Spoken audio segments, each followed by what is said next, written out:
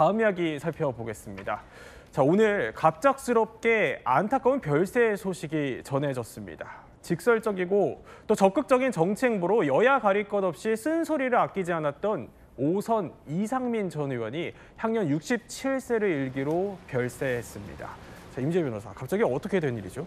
이상민 전 의원은 오전 9시 30분쯤 대전 유성구 자택 아파트에서 심정지 상태로 쓰러져 병원으로 이송됐으나 결국 깨어나지 못했습니다. 소방본부 관계자는 이상민 전 의원이 한쪽 마비 증세가 있다는 그 신고를 받고 119에서 이제 출동을 하게 되었고 출동대가 현장에 도착했을 때 이미 심정지 상태로 확인이 되었다고 전하고 있습니다. 응급 처치를 하면서 병원으로 이송했지만 끝내 깨어나지 못했다는 안타까운 소식 전하게 되었습니다.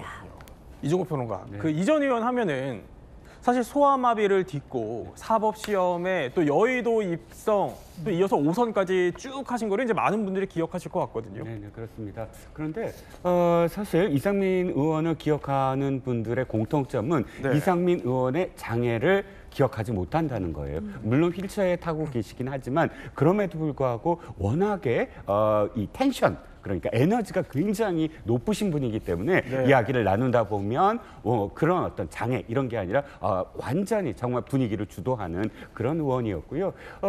제가 기억하기에 또 5선 국회의장 하고 싶다 또는 한국의 루스벨트가 되고 싶다. 루스벨트도 아시다시피 당시 이제 장애를 갖고 계셨던 분이고요. 그런데 실제로는 굉장히 사회적 약자들의 편에 서서 그분들을 위한 법안을 많이 또 만드셨고 또 2015년도에는 NGO 평가단에 의해서 우수 상임위원 상도 받았어요. 법사위원장이었는데 이유는 이거예요. 법사위가 워낙에 충돌이 심하잖아요. 지금도 보시다시피. 그런데 단 한 번의 정회도 없이 그 법사위원들 양쪽을 다 조율하고 설득해내서 그런 어떤 법안들을 다 통과시키는 그런 상임위원장의 모습을 보여줬다 해서 그때 당시에 상도 받으셨어요. 당시 법사위원장 하셨을 당시 영상 보여드리고 있는데 정치권 또 오래 취재하셨으니까 이 전 의원과는 또 어떤 기억이 있으세요?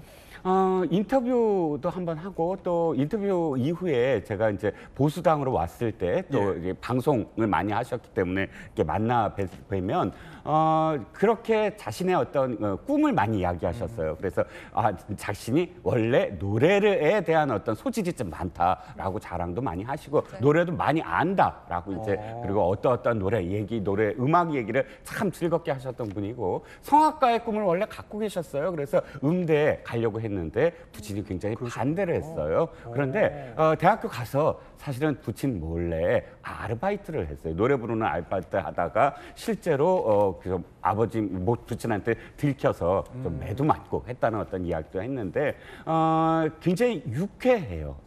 그러니까 진짜 유쾌하셔갖고 어떤 분위기에도 굴하지 않고 농담도 하고 또 제가 해바라기의 사랑을 부르시는 걸 들었거든요. 실제로 노래 실력이 있으셨던 분이에요. 그러셨군요. 그러니까 말씀하신 것처럼 성악가라는 꿈이 있었지만 이 꿈을 접은 채 또 여의도로 입성한 이상민 전 의원은요.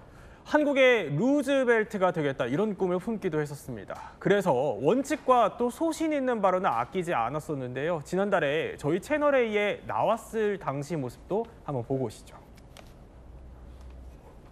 저는 조희대 대법원장이나 대법관들이 할 일을 했다고 봐요. 그리고 12명의 이제 심리한 대법관들이 중에서 10분인가가 다 파기환송 그 판결에 다 동의를 하고 동의가 아니라 뭐 같은 뜻이죠. 그 나머지 2분만 반대 의견을 소수 의견을 냈지 않습니까?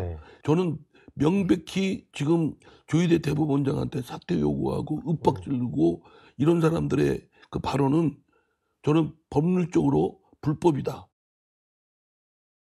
이남 기자, 워낙 이제 또 원칙이 뚜렷하셨다 보니까 미스터 쓴소리다 이렇게 부르시는 분들도 있었는데 그럼에도 이제 정치권에서는 진영 가리지 않고 두루두루 좀 잘 지내는 모습 보여주셨었어요. 여러 가지 추모 글들이 이어졌고 저도 오늘 이 소식 참 마음 아프고 깜짝 놀랐었는데요. 먼저 하동훈 전 대표, 이제 국민의힘의 지난 총선 때 이상민 전 의원을 영입했던 한 대표는 이렇게 글을 남겼습니다. 진정한 의회주의자셨다. 정말 안타까워하면서 추모의 글을 남기기도 했고요. 양양자 최고위원 역시 어려울 때 함께 해주셨는데 고맙다 이러면서 고인을 추모하는 글을 남겼습니다. 뿐만 아니라 사실은 이상민 전 의원이 가장 오랫동안 몸담았던 곳은 민주당이었어요. 그러니까 민주당 대전시당도 추모의 글을 올렸고 예전에 보면 이종걸 전 원내대표랑도 굉장히 절친했었거든요. 왜냐하면은 이상민 전 의원은 민주당에 있을 때도 약자를 품에 안고 이런 것들을 또 강조하면서도 당시에도 검수완박은 위헌이다. 혹은 이명박 전 대통령 사면해야 된다라고 이제 민주당과 조금 배치되는 얘기를 했지만 항상 민주당 내에서도 늘 소수였지만 눈치 보지 않고 쓴소리를 하는 걸로 유명했습니다. 그런 것 때문에 뭐 정치뿐만 아니라 제가 오늘 그 기사의 댓글도 찾아봤는데 굉장히 추모글이 잇따르더라고요. 그렇군요. 저도 사실 기자 입장에서는 또 취재를 할 때 굉장히 또 친절하게 대해주셨던 기억이 개인적으로 좀 있습니다. 이남희 기자는 또 어떻게 기억하세요? 정말 지금 유승진 앵커가 얘기한 대로 사실 정치 시그널 저희 2주에 한 번씩 채널A에 오셨고 그 제작진들도 연락해서 추석 지나고 보자. 자 이번에 다음 주에 국감 얘기하자. 이렇게까지 최근에도 통화가 됐는데 지금 오늘 안타깝게 이렇게 그 별세하셨다는 소식이 들리게 됐는데요. 한 번도 그러니까 찡그린 모습을 못 봤어요. 물론 이제 그 법사위 진행하실 때도 고민하는 모습 봤지만 늘 타협과 대화로서 해결하려는 모습이었고요. 이 정치인들 취재하기 어려운 부분도 있거든요. 그런데 말 못하는 속내도 아주 소신 있게 시원시원하게 얘기해 주시고 항상 머리에서 손 흔들면서 아주 기쁘게 그 뒷얘기까지 솔직하게 얘기해 주셨던 기억도 납니다. 저도 고인의 명복을 빌겠습니다. 네, 삼가 고인의 명복을 빌겠습니다.